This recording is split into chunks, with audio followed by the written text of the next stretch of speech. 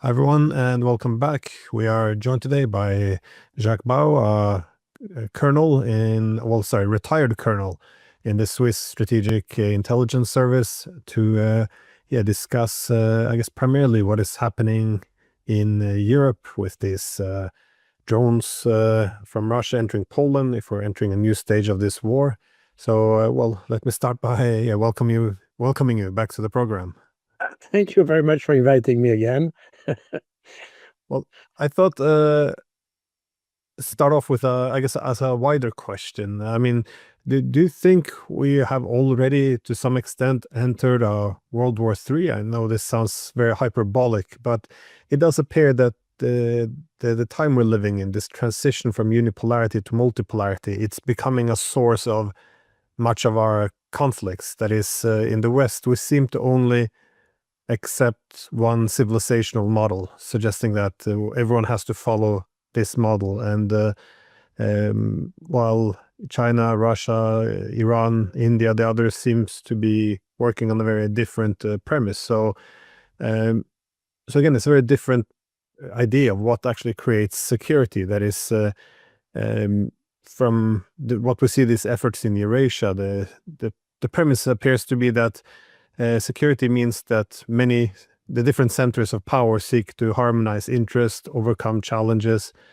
and but in the West, we often use the language that even talking to these other centers of power is unacceptable because they violate the universal ideals which we have put forth. And so the language translates into language such as we can't work with dictators, and we're all familiar with this. But in short, it seems that our commitment to liberal democracy as universal values is linked to the preservation of hegemony, which means there can only be one civilizational model. And I think this is why we have all these conflicts now, because when, for example, the countries in the East are meeting, as they did in China, to diversify away from the West, the first instinct is that this is almost a conspiracy against the West. It's aggressive, so the conclusion is it has to be punished or prevented. But this is simply in national interest. If you see all these countries, they see the West becoming, their economic model becoming less sustainable, more weaponization of economic dependence. So it appears that what we want to pressure them to do is to act against their own national interest. So you end up with these tensions which can't be resolved. It's a very long question, but I guess for this reason, it appears to be a common thread across all of the conflicts which we in the West are now involved with. And it does appear that this is the very bumpy transition from this hegemonic era to the multipolar era. So also just wondering, we don't have to call it World War III, but how do you see how do you see this transition possibly being resolved without ending up in a massive direct war between the great powers? Oh, yes. Thank you. That's a complex question. But first of all, the first point is, how do you define war? Obviously, what we have in mind when we see war, it's bombers, tanks, infantry, and all that. We are probably in some kind of war, but probably not exactly the kind of war we used to have in World War II, even if what we are witnessing today may evolve in something like that. But let me allow me to be optimistic and think that we will not go towards this evolution. However, what we're witnessing today is the collapse of the Western world. There's no question about this. This collapse is because, in fact, this is a result of our hegemony. We have built up our own collapse somehow. The example is probably the United States, although to some extent this applies to Europe too. This is the United States used to be the engine of the Western world after World War II, and even before, in fact, but especially after World War II. They were the ones who developed technology. They had a huge industrial production. They were providing us with concrete products and all that. And since about 40 years, 30, 40 years, they started to use extensively other countries such as China, India, Southeast Asia, and so on, to make production. And the US stopped to be a production country, and their industry starts to fail, to collapse a little bit. And they became a financial, I mean, the US economy is, let's say, guided by financial engineering rather than by industrial engineering. As a result, it is still a huge power when it comes to the GDP, but it's no longer a huge power in terms of what it can produce and what it can offer to the rest of the world. And the rest of the world has, in turn, it has learned from that. It has developed its own industrial capacities. And today, what we have since about 15, 20 years, is China as the engine of a second part of the world, if you want. So the Western engine is fading away while the Asian engine is developing quite rapidly. And that's what was needed to help the collapse of the Western world. Our hegemony, since probably the 17th century or so, where we started to have colonies and exploit colonies and all that was based on our ability in the West to innovate, to create, to produce, and to, in fact, to be the general store of the planet, if you want. And the fact that we outsourced our production abilities and capabilities made other countries then more able than us to produce, create, and innovate. And as an example, today we have China as the main patent producer for every year. So we have now a second world that has its own autonomy. During the last 50 years or so, nobody dared to confront the West because it had the ability to intervene militarily, economically, through sanctions, through that, and that made the rest of the world dependent on the West. But today, with this new engine that China is, the rest of the world can afford to say to confront the West. And that's exactly what we have seen in the last 10 years or so. That all the initiatives of the West, especially after what we had at the turn of the 2000s, the year 2000s, where we started to have wars all around, wars against terror, a war against dictatorship, wars against whatever it is. We disrupted societies, we destroyed societies without even gaining much from on ourselves. Then the rest of the world understood that, and understood that probably the West is not acting for the benefit of all, but just for the benefit of themselves. And we have now this, it's exemplified by the BRICS, but not the only. We have the SCO that gathered recently in China, that shows that the rest of the world now understands that the West is no longer someone who can provide them with, let's say, benefits, But probably China is more likely to be the engine of the world for the future.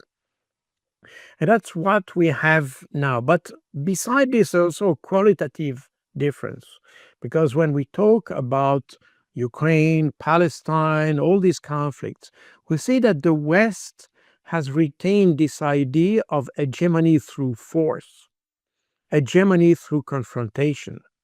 And they had the ability to impose themselves to the rest of the world by the use of force. And what we see as a response from the rest of the world is, instead of having, uh, let's say, security by confrontation, they towards security through cooperation, which is in fact what the Soviets at the time, when they created the Helsinki process that led to the CSC and then OSCE, that was the whole idea, and that is still the idea of the Russians, to have another model for having international relations, not based on confrontation, but on cooperation. And that's the reason why, by the way, this explanation for the name of the OSCE, Organization for Security and Cooperation in Europe.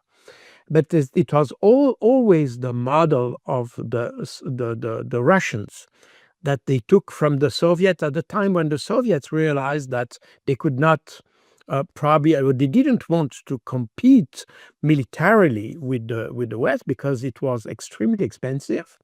And probably it would lead to a confrontation that would be not just expensive economically, but also in human lives. And remember that Soviet Union has spent 25 million of lives during World War II. So it's certainly not an experience they want to repeat. And therefore, this idea, and remember, Pacific coexistence, was a concept developed in the 50s by Khrushchev from the Soviets. It didn't come from the West. So the West had always this view of, because they had technology, because they had money, because they had the capacities, so they could afford to have a security based on confrontation. The others tried to manage, but it led. Eventually, that's exactly what led to the collapse of the Soviet Union, in fact. This is the huge amount that was devoted to physical security. And that's probably what the Soviets have identified very soon, and the reason why they preferred a model of international relations based on cooperation that would escape the arms race and all these things that are extremely expensive and for nothing at the end of the day. And we have, by the way, besides the whole issue of the SCO and BRICS and other fora related to the cooperation within the rest of the world, we can see also this idea of cooperation if we talk about the security guarantees about Ukraine, for instance, because that's very much an example, a practical example of this concept of security by cooperation in the vision of the Russians, not in the vision of the Western powers, who are still in this model, in this confrontational model. So what we have seen in the SCO, and that's very interesting to see that the SCO was the opportunity to have India and China talking together about border issues, about their issues, and provide a platform for solving conflicts. And SCO, by the way, it's something that most media have uh, forgotten in observing what happened in China a couple of days ago. SCO was a platform created by China in order to solve water issues with Central Asian countries. So basically, it's a conflict resolution platform that is based on dialogue and negotiation. And this is probably not a coincidence if you have now more and more countries who are interested in joining this platform, because it provides an opportunity to solve problems by avoiding force or the use of force. And we have exactly the opposite in the West. We have seen the conflict in Ukraine is a case in point, because instead of trying to solve the problem before it happened, because we know that since 15, sorry, with the Minsk agreement, that this conflict in Ukraine was brewing very slowly and could erupt in something more consequential, as it did in 2022. But we knew that. But the Europeans never tried and never pressed and never uh, um, uh, influenced or tried to influence the Ukrainians to implement this agreement, because we wanted this confrontation with Russia. And this is probably not also a coincidence to have people such as Kaya Kallas, who comes from one of the smallest countries from Europe, which is a net recipient of European aid to survive, which is a tiny country, but which is one of the most anti-Russian from all the the Eastern European countries. That Kaya Kallas is now the foreign minister, and we see that this all her attempt, I mean, all her activities, not attempt, she didn't attempt anything, but all her activities is always directed against Russia. It seems that she has only one word in mind. This is Russia. And this is a good example of this Europe that has not understood that the world has changed, and that Ukraine now is paying the price for this, and probably having a position because, as I always said, if you're Ukrainian, you fight as a Ukrainian. If you're Russian, you fight as a Russian. But if you are a European, why should you be involved directly in the conflict? Why can't you have this position as the one who can mediate between the two? This is definitely something we missed here in Europe. This uh,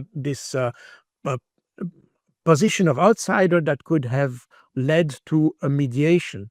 We never did that. On the contrary, we sided with Ukraine in the conflict, and we are almost a direct participant to the conflict. I said almost because there are obviously Western European military deployed in Ukraine, more for staff purposes than actual troops. But anyway, so we are actors of the conflict. And this exemplifies this inability of the West to understand international relations outside of the use of force. We have kept this confrontational stance, and the rest of the world, in fact, what we have with the BRICS and all that, it's not something that aims at confronting the West. If we listen carefully and if we look at the measures they've taken, it's a defensive structure that tries to escape the use of the dollar, not because they don't like the Americans, but because the dollar, that used to be a symbol of strength, of economical strength in the 60s, 70s, and so, has become today a vulnerability for these countries, because then they become vulnerable to sanctions. Therefore, they try to get rid of this, of the dollar in their day-to-day transactions, but also probably in their let's say monetary reserves. in order to escape the constant pressure of the West. And what we have seen with the US, for instance, in fact, it is exactly the same activity or the same, let's say, mindset as we had before. The difference between Trump and his predecessor is that instead of using military force, he preferred to use trade as a weapon. And the access to market, especially access to the U.S. market, as a weapon. And this weaponization of economy has pushed the rest of the world even further together, because they they see that there is no future in trading with partners who are not reliable, who can change their mind overnight, and who can use their economic and trade advantage to destroy you. And that's exactly the problem we are facing today. This is, in fact, what we are witnessing is not just a change in geopolitics, it's a paradigm change. That you have now the rest of the world understanding that they need to protect themselves from the West, because the West has not provided them with the prosperity. In fact, all the immigration we have in the West now is the product of our inability to create stability in the rest of the world. We have made the rest of the world totally unstable. And that's the reason, if you look at those who come, the migrants who come to Europe in the last years, they come from Afghanistan, they come from Libya, they come from Iraq, they come from Syria, all these countries that we have destabilized for reasons that nobody really knows, because I'm not a Taliban, and I'm certainly not in any way related to the Taliban. But on the other hand, I say, why are we so keen to change the regime in Afghanistan? Why are we ready to disrupt complete regions just for the sake of changing the regime in Afghanistan? If they don't like the regime, we did that in Europe when the Europeans were not happy with monarchy.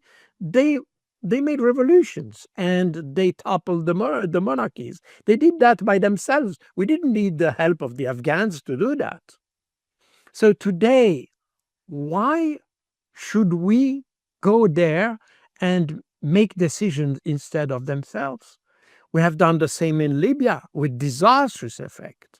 I'm very often, I spent many years in Africa, and I spent sometimes in North Africa, in Mali, especially. And when I talk to Malian people, officials, they always say, well, the French have completely destabilized the region. They have introduced, it's after 2011, when Gaddafi was toppled, that you had the development of some Islamist groups in the region, which, by the way, were not completely Islamist, but were most probably tribal uprising that were, in fact, portrayed in the West as Islamist, although they had certainly some Islam motivation. But it's not the main thing. They were mostly ethnically related. But in any case, the fact that we completely destroyed Libya and the leadership in Libya has created a void in this region that has allowed the instability to, and the country is not stable yet after about 15 years. So we have completely destroyed the region. We have done the same in Iraq. The whole Iraqi issue led to the Syrian problem, led to the Kurdish problem, led to the situation with Iran. The Afghanistan is the same thing. So we have just destabilized the whole world, and now we pay the price because the migrants are coming in the place where they can live because we made life impossible in their own region. So we see that the West, by misunderstanding the way the world works and by overestimating the ability to influence the rest of the world, have completely disrupted international relations, have completely disrupted the relations between us and the rest of the world. And now the rest of the world try to protect themselves from us. And this is exactly what we are witnessing.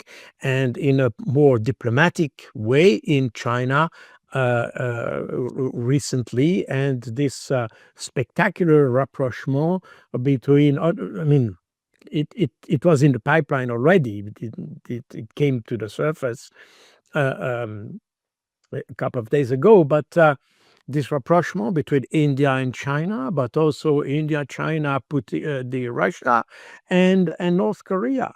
And now we see that those countries are more united as ever, and they are not just united in geostrategic terms, but they're also united in economic and trading terms, making then this area becoming slowly the this probably not in their mindset, but that will be de facto the future hegemon of the world. Found it interesting. Yeah, you had to say, in order to justify not regime changing or going to war with Afghanistan, that you're not a supporter of Taliban. But the fact that we have to almost say this, it shows what point we're at, because we kind of created this position that if you're not for attacking them or forcefully changing the governments, then you're taking their side almost. And it's an absurd logic, but it's been just pushed through for so long. And this was kind of the same logic they used with Iran as well when they attacked the nuclear reactors. The argument was, well, they don't have enough rights for women, and often we exaggerate this. But the whole idea, if you're opposed to attacking them, that means that you are taking the side of the government. But again, it's worth noting that the more or less dictatorship which Iran was run under, this is what created the Islamic Revolution. But if you look at Iran in 79 and 1980 versus now, it's very different. I was there back in May, and I saw, people make it sound like a Taliban, but a large percentage of women don't wear the veil, for example. They don't really enforce these laws.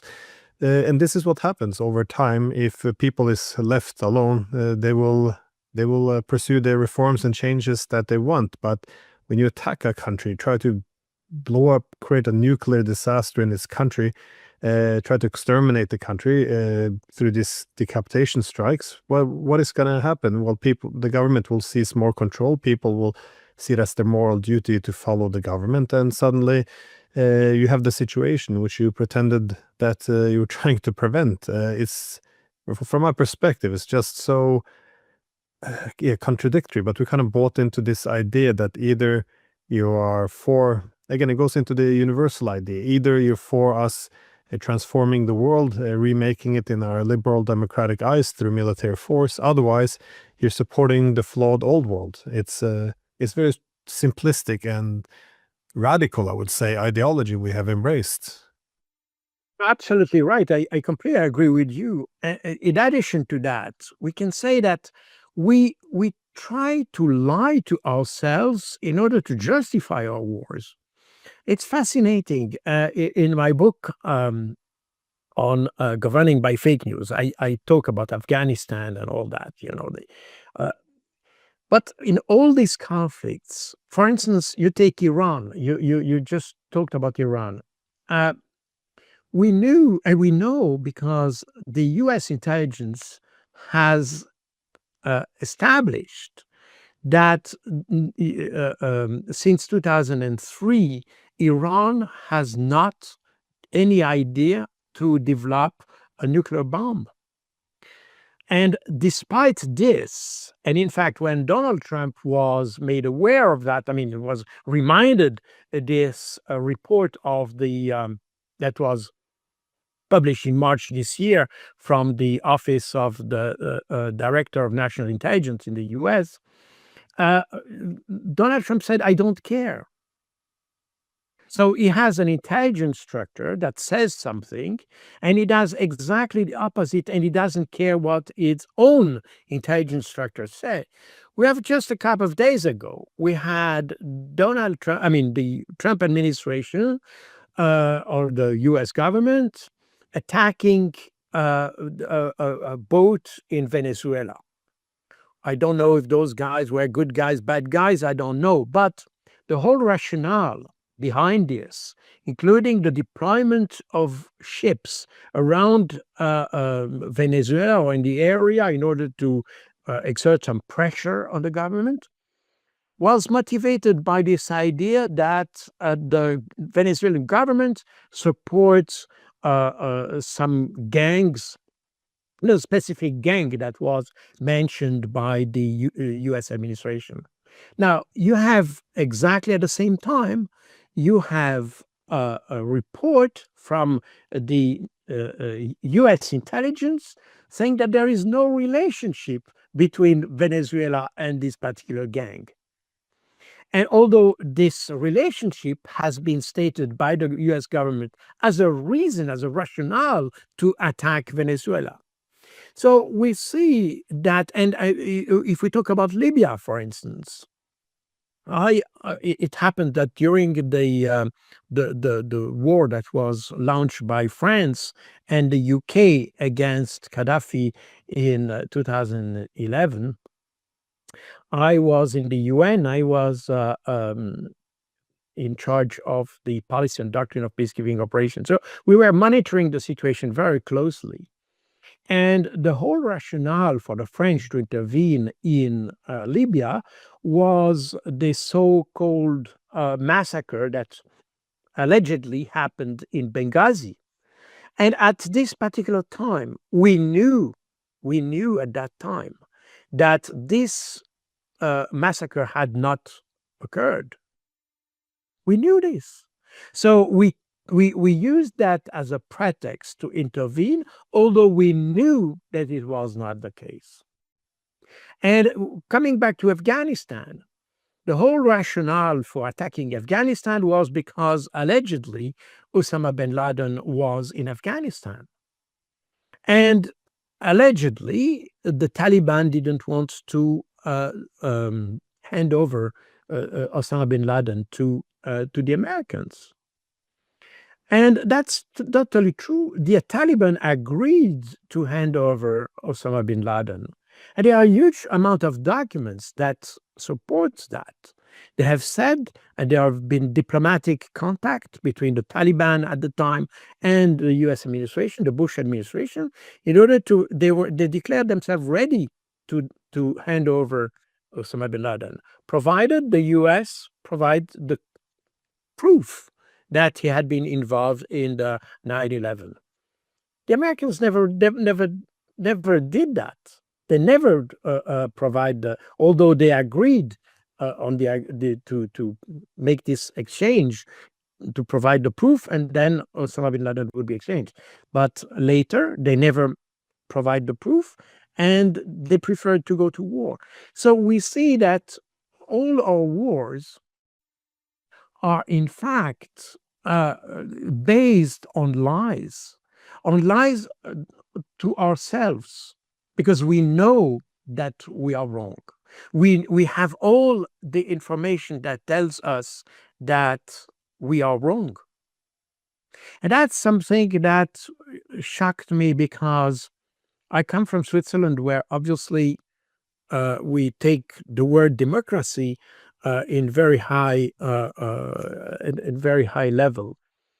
And I always said, well, we engage into wars knowing that we are wrong, and then we complain that we have all the consequences of the war, including terrorism, which is the terrorism we had since the year 2001 is the consequence of what we have done in these countries. It is not terrorism is a bad thing, and it has to be fought against. No question about this. But at the same time, we created the condition. We create the opportunities for those guys to make terrorism, not just because they hate us, but because we attacked them. And they see us. Then we as a population in a democracy, we could question also the leverage we have on our governments, because in fact, we accept those wars. Nobody questions the rationale for going to war. Yeah, this is when recently you had on the 5th of March this year, you have Emmanuel Macron who made a speech to the French population saying that the enemy is no Russia. Russia is ready to attack Western Europe. After Ukraine, it will be us, and things like this. You had no real reaction in the French population. On the contrary, you had an increase in people in volunteers to join the French army. So people don't even try to, let's say, analyze or assess what the president was saying, which obviously was based on lies, literally. But nobody questioned that.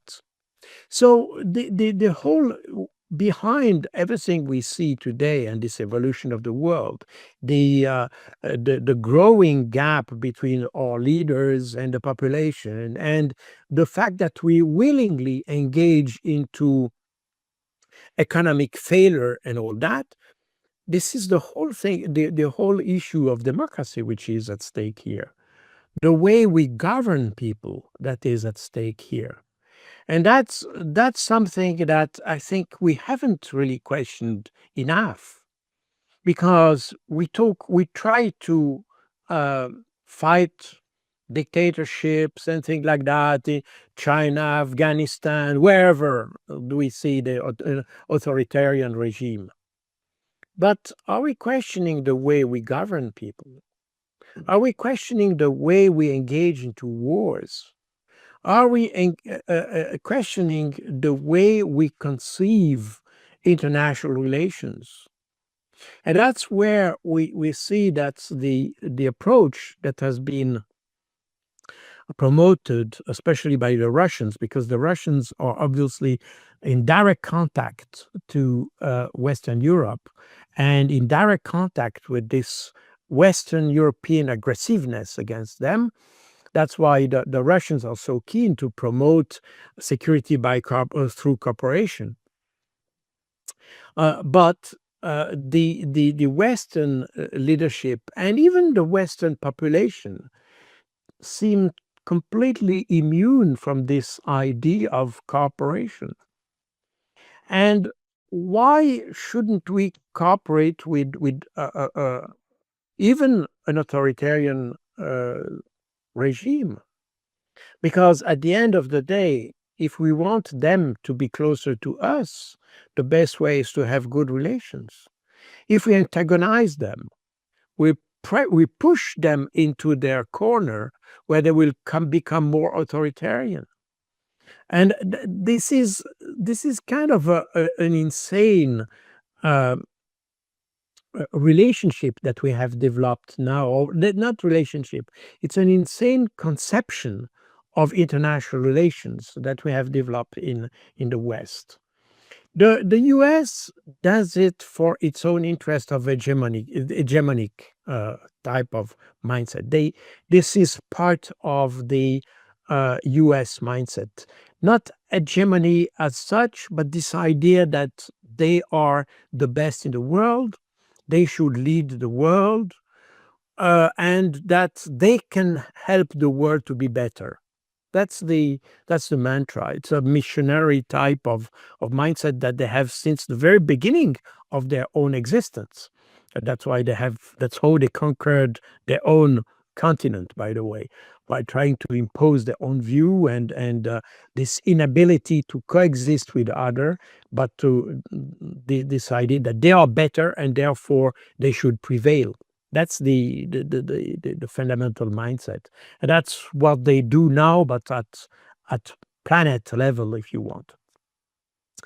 But Europe has probably lost its colonial ambitions after World War II, and instead of understanding that the best way to improve their own position, but also the rest of the world, is to cooperate with others. And probably that's what we had in the early 60s, 70s, probably, even if you had a lot of anti-colonial conflicts going on at this stage, especially in Portuguese area and things like that. Anyway, we'll not discuss that today. In any case, we were probably like that. But since the end of the Cold War, it seems that Europe has engaged in a kind of moralistic, hegemonistic type of behavior that supports, in fact, US policy, not even to the benefit of Europeans, but to the mere benefits of the US. Which is extremely strange, and that was exemplified by the recent agreement or so-called agreement that we had between the U.S. and the European Union. So there is here, I think, in the West, a kind of a blindness to what's going on, this inability to understand the world, this inability to understand that other countries may have different way of governing. I always take the example, but that looking at France with the Swiss eyes, for me, France is a monarchy, as even closer to dictatorship than democracy. The only difference being that they can elect their president, but that's all. For the rest, if I see that in Switzerland we vote for every single law, we vote for taxes, we vote for everything, including the procurement of big equipment. I mean, when you buy a large military equipment, this is accepted by the people. So we have an extensive understanding of democracy, and we are just our friend or neighbor just next door. France has a completely different understanding of democracy. And for me, it's closer to a monarchy, an authoritative monarchy, by the way. So why shouldn't we try to topple the French president? You see, if we apply the same rationale, if we consider that our position is the absolute truth and that there is only one way of ruling a country, I would suggest that the only good way is the Swiss way. And then that means that we should topple all other governments. We see it's of course an absurd type of declaration, but it shows how absurd we are also with other countries. We consider ourselves, I mean, the French especially, consider that they are the utmost best of democracy, but they are not, definitely not. And all the demonstrations they have, and eruption of violence they have, and the misery they have, and all that, and all the dysfunctionment they have in their own government. And we have just an example this week. So how come they can pretend to be the best of democracy, and how come are they entitled to decide when other countries should have other type of governance? The Swiss could do that, but certainly not the French. But nevertheless, the French waged war, not Switzerland, even though Switzerland is following now. Well, when it comes to Ukraine. It seems to me, though, that what you're talking about is that democracy. It's almost become a political identity. We are democracy because what we do, that's democracy. And it becomes a placeholder for the good guy. And which is why the good guy has the right to criticize and interfere with the bad guy. So it all is very ideological. And I wonder if this is why it's difficult for us to change course, because politics has become was communicated as a marketing campaign. I don't see any serious discussion of key questions. So, for example, what is the most important development in the world today? Well, I would say it's this new multipolar distribution of power. For the first time in centuries, you now have all these many centers of power which are no longer Western. And this means the world's going through a huge change. So, from my perspective, I guess if we ask, how can we preserve the West as a civilization, which we should, how do we do this? And well, to do this, I think we have to ask ourselves an important question, because the West has, for centuries, functioned as a hegemon or a collective hegemon around the world. So the main question we should ask ourselves is, how can the political West sustain itself without being a hegemon?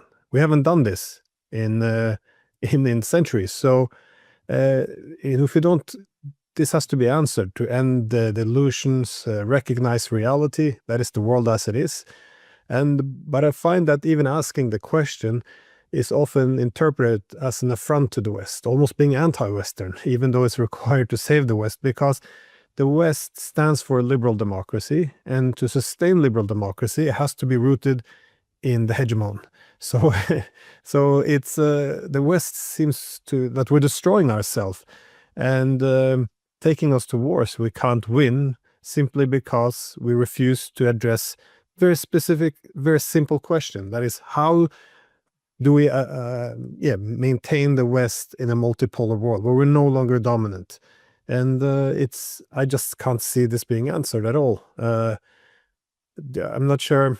Well, if we look No, at you're absolutely right. And there is, I can show you this diagram. You probably know the Democratic Perception Index, which is established by, I think it's a Danish or German think tank that makes every year this, it's a democratic perception. So it's not whether a state is democratic or no, but it's the way the people understands or feel like democratic or not. And in 2022, you had this very fascinating diagram here. And you can see on the top, in fact, the idea is they ask people whether they feel who they feel democracy as important. So whether democracy is important or not. And on the other hand, they ask people whether they feel that their own government is in fact implementing democracy, if you want. So it's and that therefore then the delta between the two showed the democratic deficit, and the smallest the deficit is, the biggest is the perception of the democracy. And here it's too small, but I encourage people to go to the website of this, but because it shows in 2000 and in 2022, it changed every year. But in 2022, the two first countries, so where the democracy perception index was the highest, were in fact China in the first place and Switzerland in the second place. And you had France very low on the scale, and even in Russia you had a better. I think Russia is here. It's very small, but you had, of course, Ukraine here, and Russia here. So meaning that the whole issue of democracy is something that is, I mean, obviously you have criteria to measure democracy, and we know certainly that. But beyond this, there is also the way we perceive democracy, the way we perceive our relationship with the government. And the question is, because now we have all these people who think that they have to promote democracy in China and all that. But how come can you promote democracy in a country that feels itself already democratic?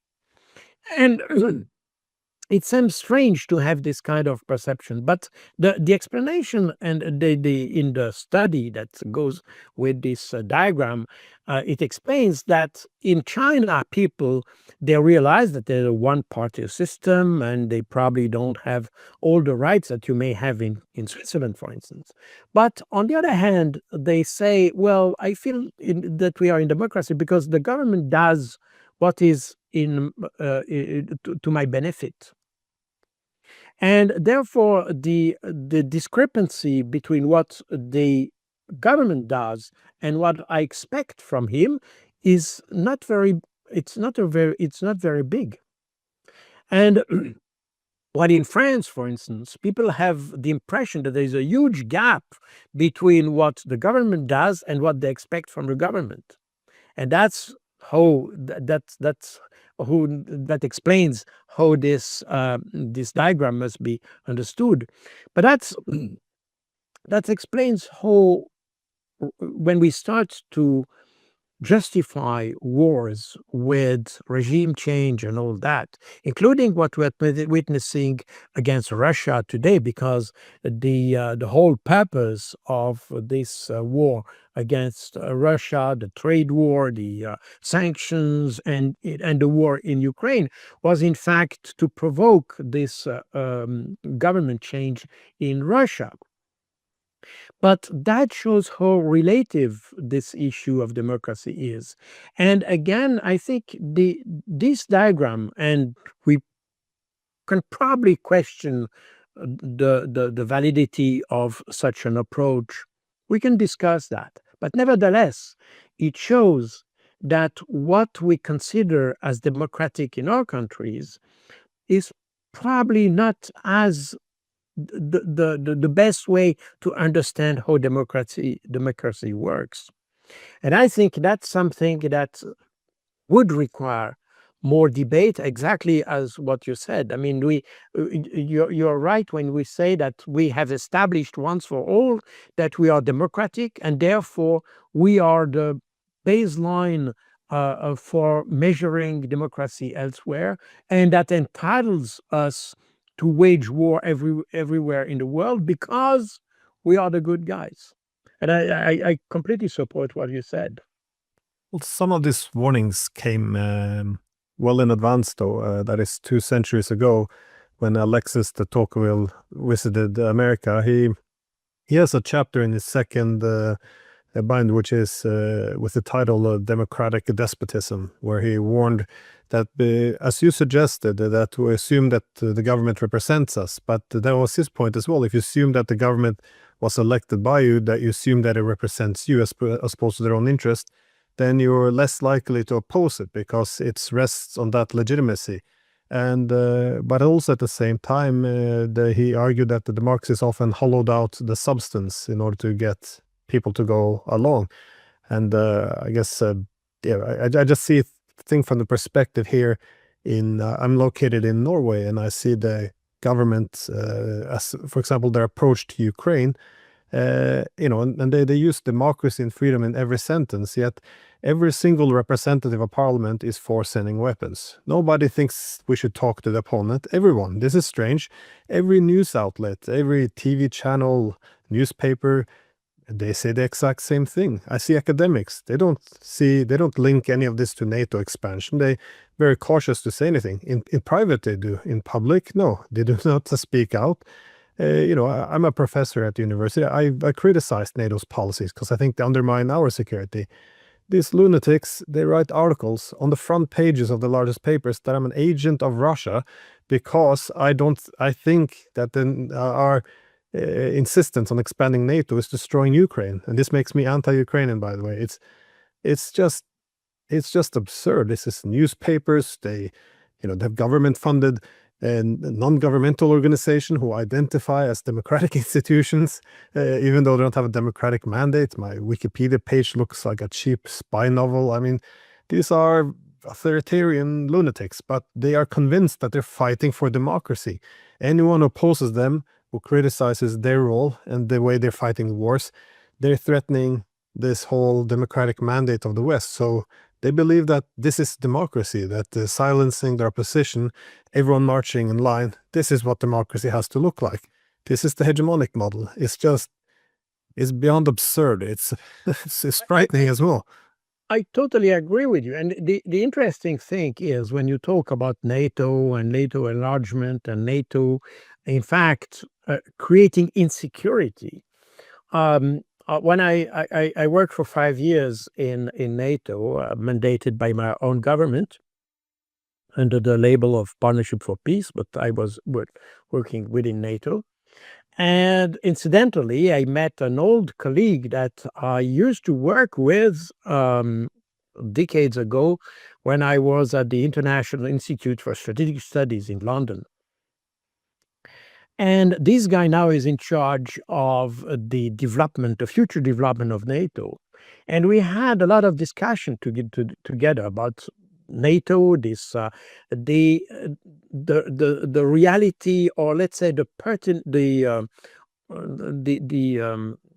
don't find the word, not the reality, but the adequacy of NATO in the geopolitical context of today. And he realized, and he's an American, so he realized that NATO is no longer adequate to respond to the current security context we have. I mean, we had probably today, we are back to Cold War. But he realized perfectly that NATO was not adapted to the new context we had in Europe. And probably we should think about a NATO that develops in another kind of model that includes more people and that, in fact, engage much more in cooperative security. And in fact, what struck me at that time is that he was, in fact, closer to the Russian vision of what security in Europe should be. You know, the Russians, I mean, the Soviets in the mid-50s and the Russians in the early 90s suggested their interest of entering NATO.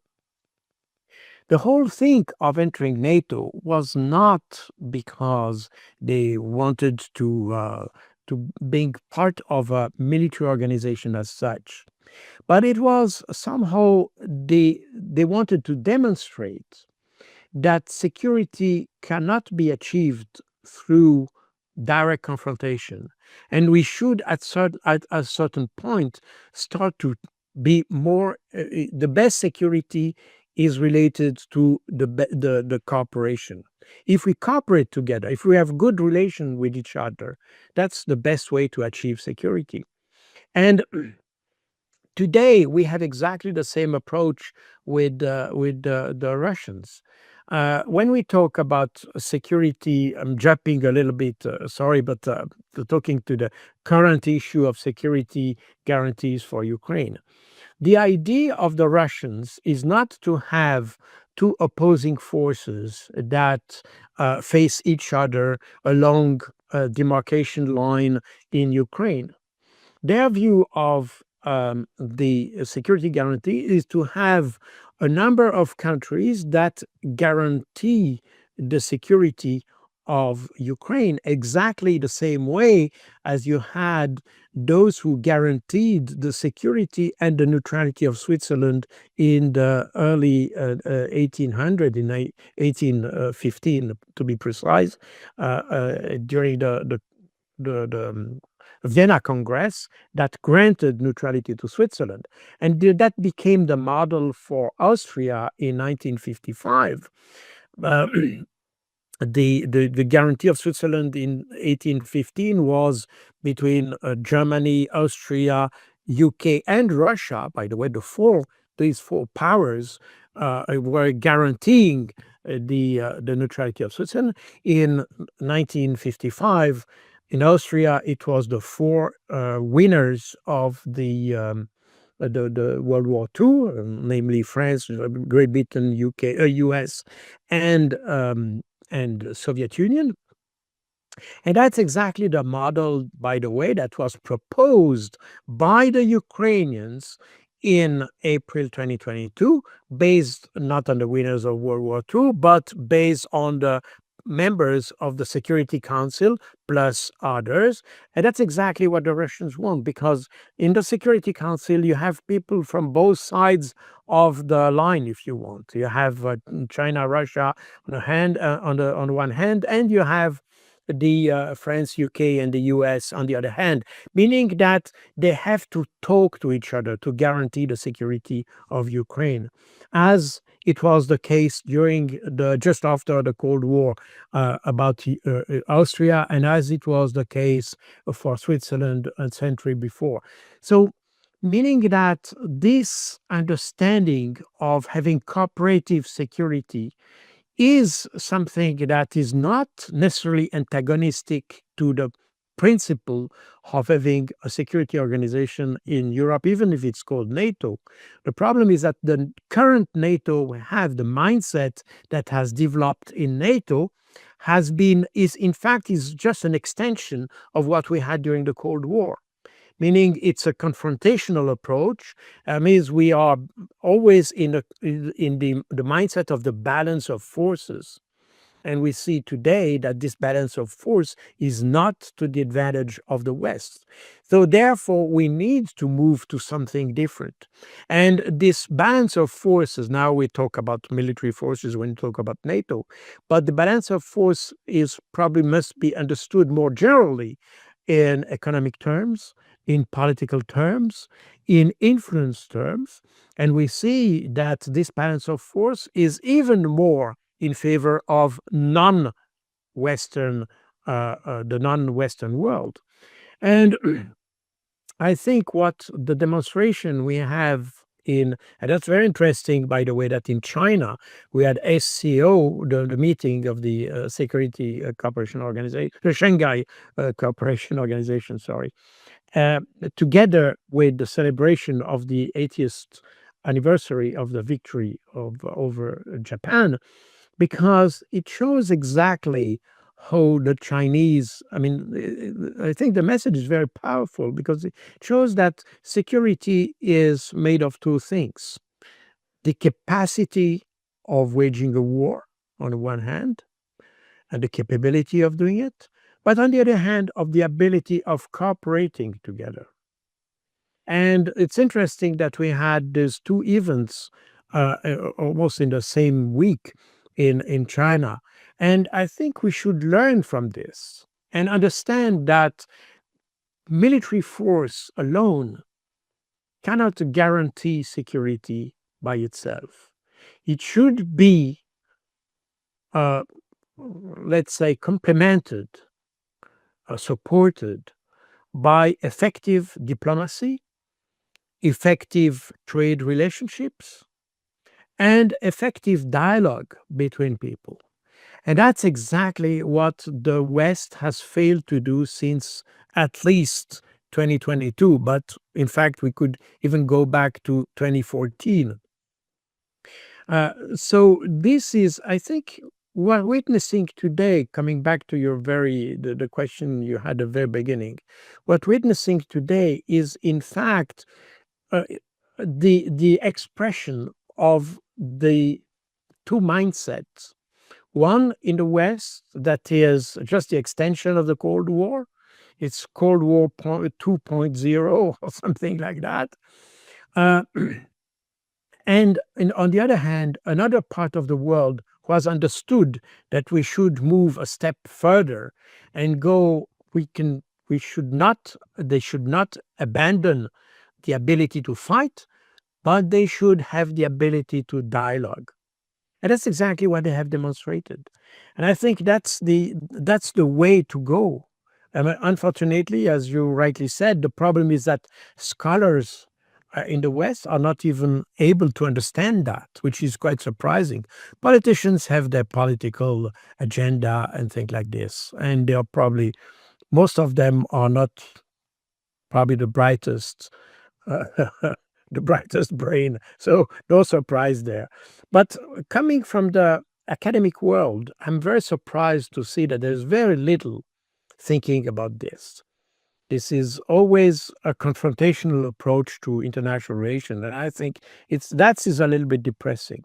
But I don't think that, I mean, again, I don't have the crystal ball. I hope we are not heading towards a full-fledged war. But we are probably in some kind of war today. And that's why I come back to the first answer. How do we define war? We are certainly in a war of idea at this stage. Those who think that we should have more cooperation, more understanding of each other, and understand that if we want a better world, this will not come out of the use of force, but it will come out of better understanding and dialogue with each other. And if we want to have governments, I took the example of Afghanistan, but there are probably others. If we want them to be closer to the value we think are better, and again, it's very important to underline that this is the value we think are better, because I have been enough time outside of Europe to understand that values can be understood in different ways, and there are no good and bad values. There are simply different values. And if we want to have people able to talk together, have good relation, and probably improve each other in one sense or the other, the best way is to have dialogue, not confrontation. That's why I'm a supporter of this idea of security by cooperation and not security by confrontation, which is advocated by the West, especially the European Union, and today NATO. But NATO, I would say Mark Rutte more than NATO, because NATO is an organization where decision making is not exactly the same as in the European Union. Anyway, we will not discuss that today. Well, it's yeah, this is I mean, your main thesis there, that there is possible to make these changes and adjust and find the best path to enhance our own position and security, but you need this openness and dialogue. This is why I think the great curse of our time is that our politicians think it's immoral to talk to the opposing side. You see the same in the media. You see the same in academia, the idea that merely talking to the opponent, putting yourself in their shoes, things which was recognized as the recipe for peace and diplomacy, has now been criminalized under this, I guess, ideological fundamentalism. But yes, Colonel Baud, thank you so much for your time. I always look forward to speaking with you. It was my pleasure. Thank you very much. Thanks.